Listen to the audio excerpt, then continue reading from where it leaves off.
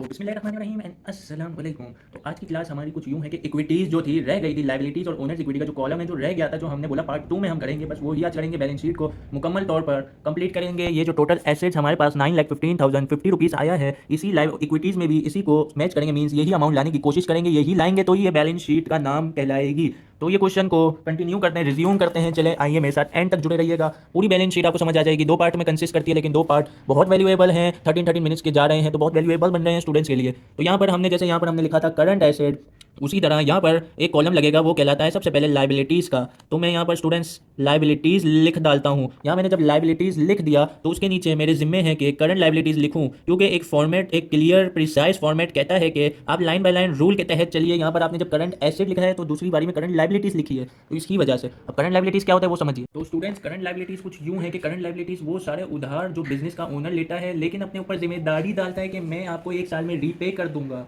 आपकी जो अमाउंट आपने मुझे 1 लाख रुपए दिए हैं वो इंटरेस्ट के साथ या प्रॉफिट के साथ आपको 1 साल के अंदर अंदर मिल जाएंगे। इसी टर्म को कहते हैं करंट लाइबिलिटीज़। तो चलिए आइए अभी करंट लाइबिलिटीज़ की चीज़ें ढूंढते हैं, इसमें पुटिंग करते हैं, आंसर मैच करने की कोशिश जारी रखते हैं।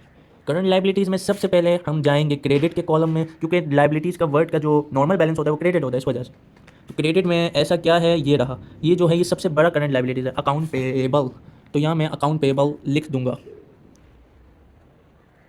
मैंने यहाँ पर जब अकाउंट पेएबल लिख दिया तो उसकी अमाउंट भी लिख दूंगा, नोट डाउन कर लूँगा, कॉपी कर लूँगा।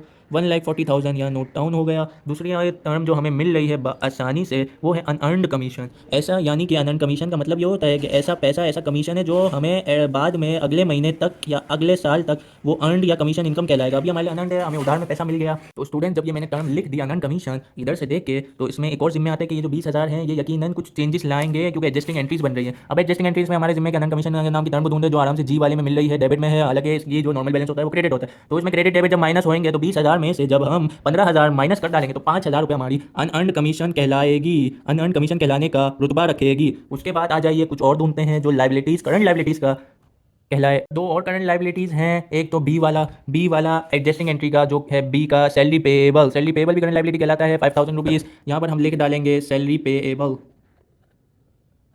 5,000 रुपीज़। उसके बाद हम आएंगे 4 वाला जो हमें मिल रहा है, किस नाम से है वो, इसी के नीचे जाएंगे तो हमें एफ पे मिलेगा इंटरेस्ट पेएबल। बस इसको भी उठा लेंगे, इंटरेस्ट पेएबल की अमाउंट देख लेते हैं। इंटरेस्ट पेएबल की हमें अमाउंट मिल रही है 4,000 रुपीज़, तो क्यों ना इसको भी लिख डालते हैं इंटरेस्ट पेएबल 4,000। अब स्टूडेंट्स हमारी एडजस्टिंग एंट्री से और ट्रायल बैलेंस से जो करंट लाइबिलिटीज़ है वो अल्हम्दुलिल्लाह से कंप्लीट हो गई। इसको टोटल कर लेते हैं, total of current liability. Current liability का शॉर्ट टर्म सी एल भी कहलाता है, इसलिए मैंने शॉर्ट टर्म को इम्प्लीमेंट कर दिया। 145, 150, 154, तो ये तो 154 बना। अब यहाँ पर रूल के तहत जैसे हमने यहाँ पर नॉन करंट एसेट लिखा था, वैसे ही नॉन करंट लाइबिलिटी लिख देते हैं। भले से इसमें नॉन करंट लाइबिलिटी हो या ना हो, हमें रूल से चलना है, रूल से चलने के लिए लिखना पड़ेगा। और स्टूडेंट्स एक और बात सुन लीजिए, नॉन करंट लाइबिलिटी एक ही चीज़ की मोस्टली होती है, वो है हमारे पास लॉन्ग टर्म बैंक लोन, जो कि इसमें मौजूद नहीं है क्वेश्चन में, तो हम नहीं लेंगे। अब हमारा थर्ड कॉलम आता है, ये सेकंड कॉलम, ये फर्स्ट कॉलम। अब हमारा थर्ड कॉलम आता है वो है ओनर्स इक्विटी। ये बड़ा इंटरेस्टिंग है और इसी से सारा बैलेंसिंग होने का है। तो इसमें ओनर्स इक्विटी में हमारे पास सबसे पहले जो आएगा वो आने का है हमारे पास प्रॉफिट, कि प्रॉफिट कितना हुआ। इनकम स्टेटमेंट की जो चीज़ है प्रीवियस क्लास में, प्रीवियस क्लास में हमने प्रॉफिट निकालना सीखा था, तो इसमें भी प्रॉफिट गिवन होगा। इस क्वेश्चन में प्रॉफिट को अडॉप्ट करते हैं और उधर ले जाते हैं। तो यहाँ पर आप देख सकते हैं प्रॉफिट, इनकम स्टेटमेंट का प्रॉफिट। तो स्टूडेंट्स यहाँ पर कुछ ऐसा है कि यहाँ पर हमें तो नॉन करंट लाइबिलिटी जो हमारी थी वो तो सारी कंप्लीट हो गई। अब हम इसको टोटल कर लेते हैं, क्योंकि आप यहाँ पर देख सकते हैं पूरे 2 पेजेस पे अब कोई ऐसी चीज़ नहीं है करंट लाइबिलिटी की जो रह गई हो मेरे हाथों से। तो इसमें अब हमारे जिम्मे ये है कि इनकम स्टेटमेंट का नेट प्रॉफिट हमारे पास 66,450, तो इसको हम लिख डालेंगे 66,450। अगर ये लॉस होगा तो हम ब्रैकेट डाल के लिखेंगे सबका टोटल, इससे माइनस होगा, लेकिन अभी प्रॉफिट है तो सबका टोटल इससे प्लस हो जाएगा।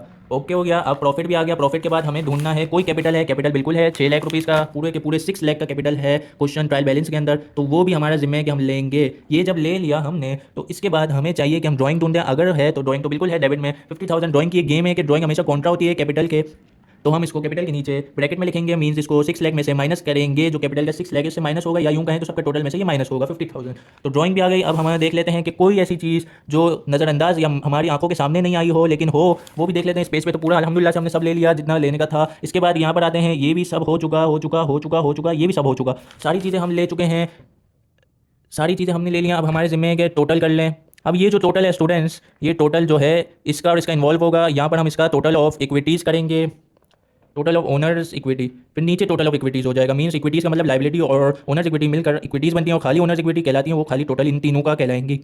तो जब इसको प्लस करेंगे तो 6,66,450 हो गया, और इसमें 50,000 जब माइनस करेंगे तो 6,16,450, 6,16,450 इसका आया। और जब करंट लाइबिलिटी का ऐड कर लेंगे इसमें तो 7,16,450। और तो स्टूडेंट्स जब 6,16,450 को 150 to 4,000 में ऐड करते हैं तो ये आंसर हमें 7,7450 देता है। इसको हम नोट डाउन कर लेंगे और इससे हमारा बैलेंस शीट का इख्तिताम हो जाएगा। मीन्स ये बैलेंस हो जाएगी। ये देखिए 7,7450, तो बैलेंस शीट भी हमारी मुकम्मल हो गई। उम्मीद करता हूँ ये मेरी वीडियो आप लोगों को बहुत अच्छी लगी होगी, लर्निंग लगी होगी। तो इसको मस्त सब्सक्राइब करिएगा, अगर आगे से आगे लोगों के पास पहुंचाइएगा जिनको इन सब चीज़ों में मसले होते हैं, ताकि मेरे साथ वो ज्वाइन होकर अपने मसले मेरे साथ कमेंट्स में बता भी सके। मुझे प्रॉब्लम्स का हल हम निकालने की कोशिश करेंगे, और इसको और आगे से आगे पहुंचाइए ताकि वो भी समझ जाए बैलेंस शीट, इनकम स्टेटमेंट होते क्या है, बनते कैसे हैं, उनकी बेस बन जाए अच्छे से अच्छी। बीकॉम के क्वेश्चन मैं आप लोगों को करा रहा हूँ एडॉप्टेड फ्रॉम बीकॉम, तो इससे कोई बड़ी बात नहीं हो सकती कि first year, second year, 10, 9 matric BCom level का बंदा ये ना समझ पाए। ये बहुत ईजी क्वेश्चन हैं, आपको बिल्कुल समझ आ जाएंगे जब आप मेरे तहत चलेंगे।